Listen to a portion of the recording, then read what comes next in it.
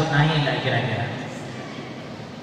Saya kemarin ke Pekanbaru, saldo saya padahal lebih dari 30.000, rupanya tidak mau terbuka pelangnya karena tol sudah naik.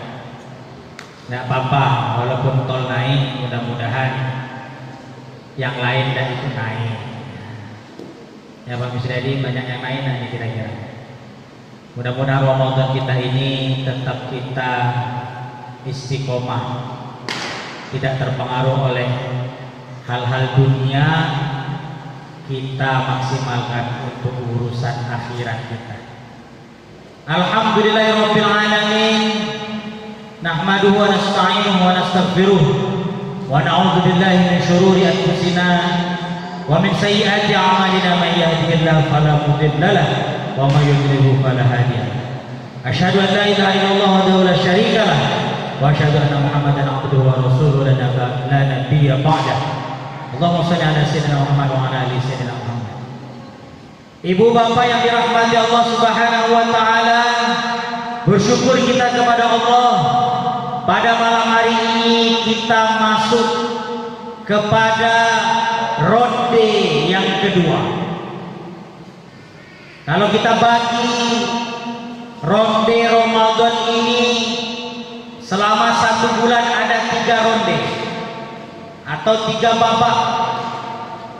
Babak yang pertama 10 malam, babak yang kedua 20 malam kedua, dan ronde terakhir adalah 10 malam yang ketiga. Kenapa kita jadikan atau kita bagi menjadi 3 malam, 3 tahapan, agar kita tahu bahwa kita sudah memasuki fase yang keberapa. Memang baginda Rasul juga menyampaikan bahwa Allah membedakan 3 malam itu bukan berarti ada perbedaan secara pahala, tidak, cuman secara motivasi. Bahwa 10 malam pertama itu adalah syahrul rahmah, bagaimana kita mendapatkan rahmat. Karena ibadah di awal-awal tentu ada yang baru mulai start, ada yang udah mulai semangat. Kalau masih baru gigi 1, ya itu baru dapat rahmat, kebaikan dari Allah. Di awal-awal kita baru dapat kebaikan. 10 malam kedua mungkin itu Allah yang punya hak terhadap pahala. Mungkin Allah kasih pahala yang lebih besar, pembebasan, maghfirah, ampunan. Sudahkah 10 malam kita ini yang pertama sudah maksimal, yang tadi baru pemanasan apakah sudah panas? Hendaknya di 10 malam kedua itu sudah ibarat mesin cuci. Itu punya mesin cuci dah, Bu. Mesin cuci di rumah saya itu udah agak lama. Jadi kalau awal muntah tuh muntahnya masih pelan. Sudah agak lama sedikit, udah berapa menit? Nah gitu lah dia. Berarti ini ibarat mesin cuci. 10 malam kedua ini Allah beri maghfirah. Sudahkah 10 malam pertama itu sudah mulai panas mesinnya, dan 10 malam kedua itu sudah mulai kencang mesinnya sehingga bergugur dosa-dosa kita ini? Nah ini perlu kita pertanyakan ya. Kita ini 10 malam kedua ini ibaratkan pohon itu, pohon apa nih yang suka berguguran daunnya? Atau apalah yang bergugur? Udah banyak gugur belum dosa-dosa kita? Nah ini itqun minanna, maghfirah. Baru yang 10 malam terakhir nanti, nah itu ibarat mesin cuci dah. Begitu bunyi mesinnya. Harusnya udah ibarat kita udah makin kencang, kemudian dosa-dosa kita sudah habis berguguran. Karena nanti di akhir Ramadan tuh malaikat berdoa. Apa kata doa malaikat yang diaminkan oleh baginda Rasul? Salah satunya, celakalah bagi orang yang ia mendapati Ramadan, ia ketemu dengan bulan Ramadan, ia menjalankan ibadah dalam Ramadan sampai akhir Ramadan, la yughfar, tapi dosanya tidak ada yang diampunkan. Ini orang yang dianggap celaka. Kenapa? Karena Allah sudah beri kesempatan, panjang umur, kesehatan dia untuk bisa menjalankan Ramadan, tapi tidak ada dosa yang diampunkan. Nah ini naudzubillahi min dzalik. Jangan sampai ya Pak ya. Saya masih mengingatkan di pertengahan Ramadan. Baiklah ibu bapak dirahmati Allah. Ini kayaknya musik rayanya agak kurang nih, kecebong hajatnya. Mana anak-anak yang di luar? Hah? Di luar ya Allah. Kecebong. Masuk. Nanti ujung-ujungnya minta tanda tangan Ustaz. Entah mencatat MUI, saya tak tengok lagi jadwalnya. Judul-judul dari MUI ini jarang saya tengok. Yang jelas apa yang mau saya ingatkan kepada jamaah termasuk diri saya sendiri, itulah judulnya.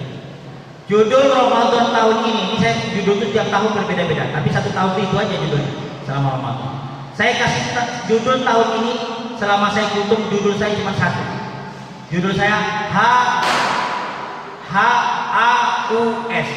Apa itu Ilham? Haus. Tadi saya di Pondok Pesantren Jabal Nur buka puasa bersama. Karena hari Selasa anak-anak udah berpulangan. Tadi buka puasa bersama, saya ngisi kultumnya sebelum berbuka. Ketawa anak-anak mendengar judul dari saya. Saya bilang judulnya adalah haus. Apa Pak? Haus. Apa Bu? Haus. Agak monyong sih. Haus. Karena memang di Ramadan tahun ini, entah mungkin karena cuacanya atau saya yang mungkin entah ada apa yang kelainan dalam diri saya ini, saya kok merasa tahun ini puasanya sedikit lebih haus. Contoh malam hari ini saya haus, ternyata saya lupa, padahal saya juga pengurus masjidnya maunya ada meja enaknya Pak Mes. Jadi bisa taruh apa kan minuman. Nanti kelamaan. Hah? Nanti kelamaan. Oh berarti nyuruh cepat berarti kelamaan. Jadi gini, ini pun lama. Haus. Bagi orang yang berpuasa pasti mengalami rasa haus. Itu sudah seharusnya. Karena memang kita tidak boleh minum sampai nanti tadi berbuka. Haus yang kita rasakan ini ternyata adalah geladi untuk kita merasakan hausnya nanti di akhirat. Ternyata haus kita di dunia ini belum ada apa-apanya dibandingkan nanti haus kita di padang mahsyar. Bahwa sesungguhnya nanti kita akan merasakan haus yang betapa dahaga, betapa hausnya, di mana nanti ketika kita berada di padang mahsyar. Ini kita diingatkan di Ramadan. Kita puasa mengalami haus ini belum ada apa-apanya. Ini ibarat geladi. Sama halnya nanti kalau kita umroh, kita di padang Arafah, itu juga geladi itu di padang mahsyar. Bahwa etapa kehidupan kita nanti kita akan merasakan kehidupan di padang mahsyar yang kita mengalami haus yang panjang. Kenapa? Karena kita nanti dibangkitkan di padang mahsyar dari zaman Nabi Adam sampai akhir zaman. Kita menunggu hisab berapa lama di padang mahsyar, wallahu a'lam, kita tidak tahu. Tapi yang jelas di padang mahsyar itu pasirnya panas mendidih, ibarat digoreng ratusan tahun. Matahari ibarat sejengkal di atas kepala kita panasnya. Kita banjir keringat, kita merintih kesakitan, kita kehausan.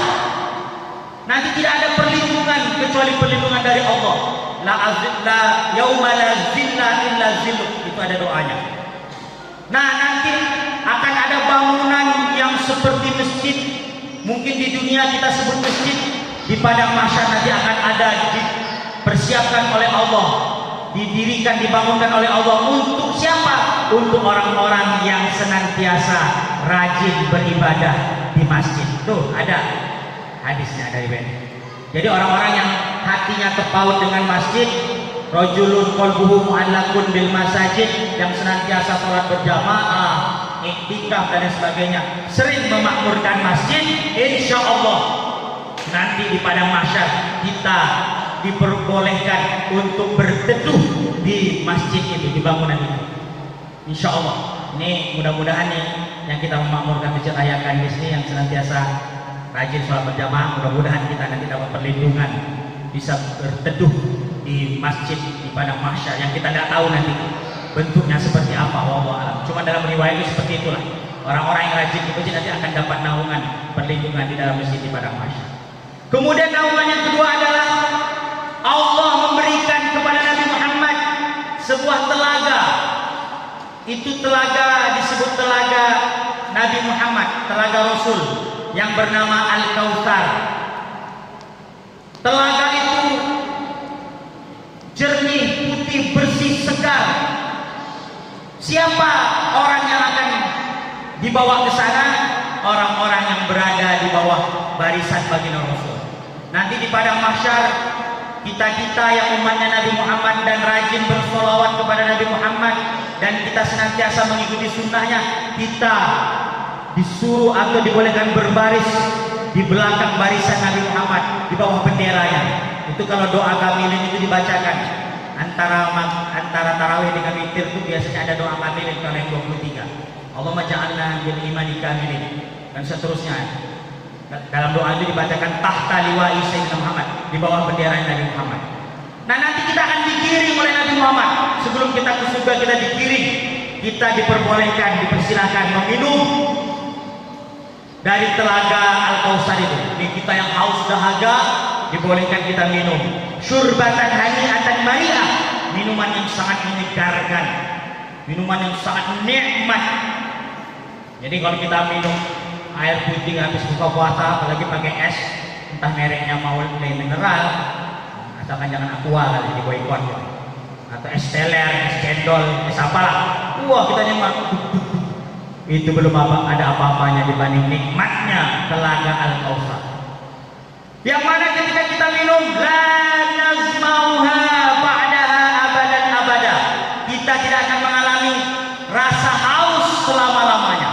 Ketika kita minum itu, hilanglah dahaga dan kita tidak akan mengalami rasa haus selama-lamanya.